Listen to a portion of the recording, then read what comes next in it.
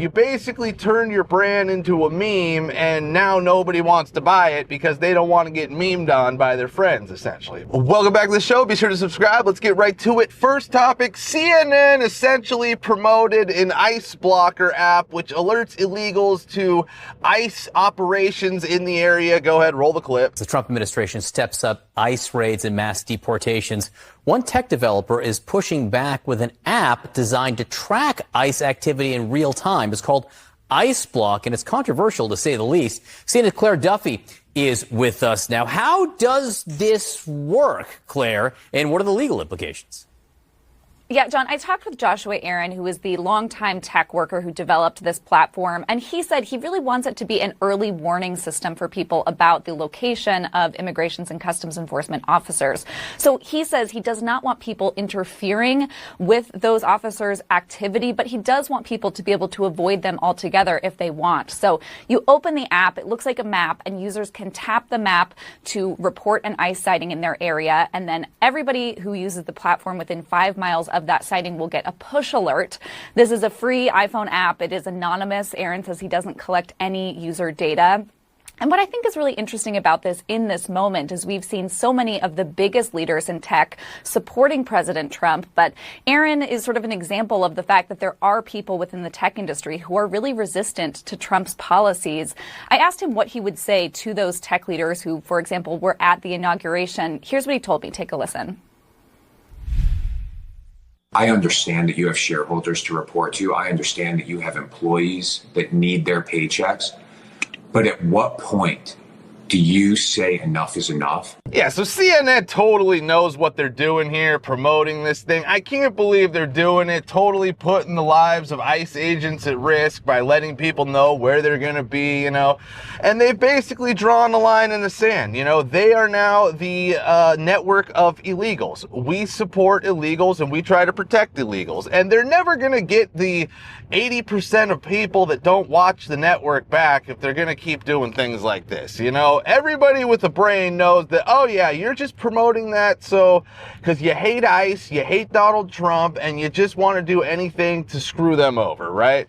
And yeah, you're never getting conservatives to go back because it's just like, all right, yeah, we get it. We don't need to watch your network anymore because it's only there to serve the 20% that have basically completely lost their minds and have no clue about anything, and they just basically hate America. Your network is there for people to serve people who hate America. And it's just insane that they would go that route, you know. I mean, CNN was once a great news organization, and, you know, that's where a lot of people went to get their news. And now if you go to CNN to get your news, everybody just knows, okay, well, you're a moron, and I don't even need to hear what you have to say because you're just indoctrinated and you're just spewing pure BS propaganda from CNN. And CNN should be better than that, you know. They shouldn't be putting ICE agents' lives at risk, and, you know, they shouldn't be just the network of we protect illegals. But that's what they've gone. That's the way they've gone. But all right, let's get to the next topic here. So Jaguar car sales are down 97.5% since they put out that weird, woke, creepy rebrand of like where they just basically went full trans, non-binary in the commercial. It's just, I don't know what the hell they were thinking, you know. I don't know what any of these companies are thinking when they do this. I mean, Bud Light basically showed everybody what happens when you do this and you totally just go against your customer base, you know. Because they apparently now they want to appeal to the whole non-binary LGBT crowd instead of like the businessmen who typically buy their cars, you know, their actual demographic.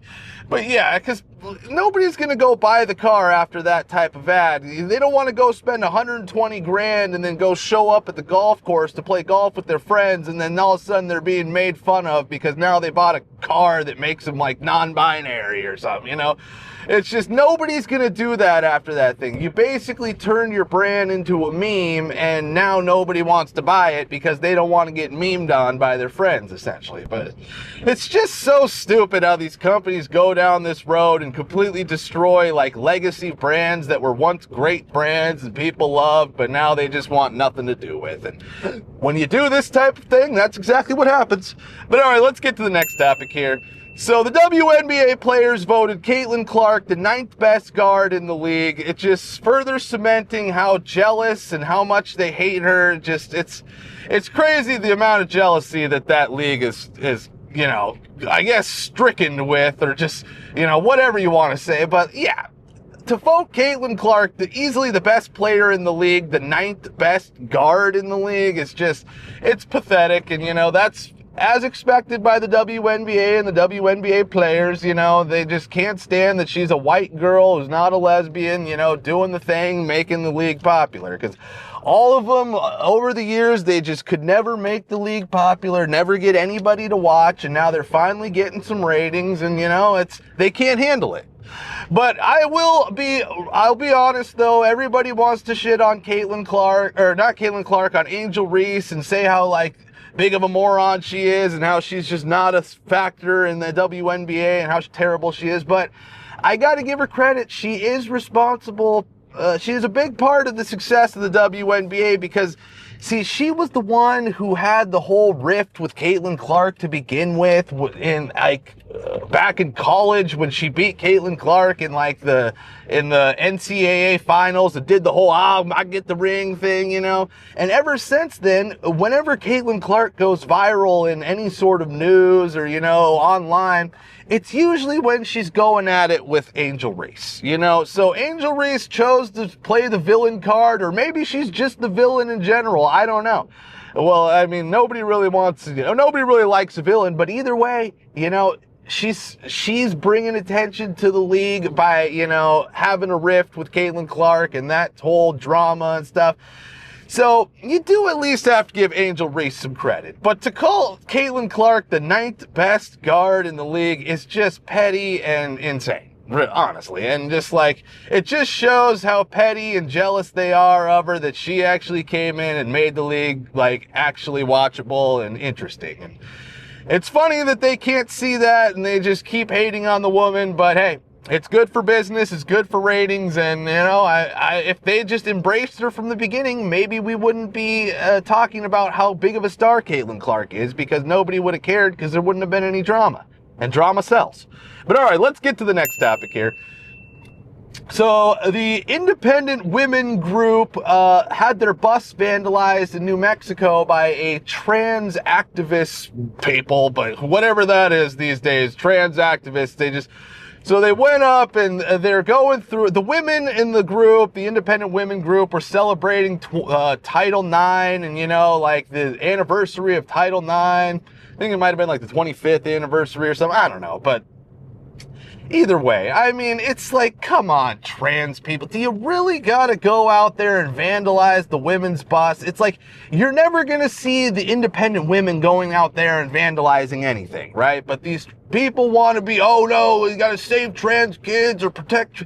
It's just crazy that this is where we're at, to where like, being a feminist these days is like, you know, you got to protect like trans women. That's like what people who identify as feminists these days, or the people who are protecting trans women, you know, and the trans women rights. It's like real feminists are, you know, like the people who will claim that they're a feminist these days care nothing about actual women, right? But real feminists are people who stick up for actual women and protecting women's spaces and their sports. And it's crazy because I'm basically more of a feminist than, you know, the real people who would call themselves a feminist these days, which is sickening. I mean, I never thought I'd say that, but if I got to say that to protect women's sports and I guess, you know, their right to have their own bathrooms, and damn it, whatever, I guess I will.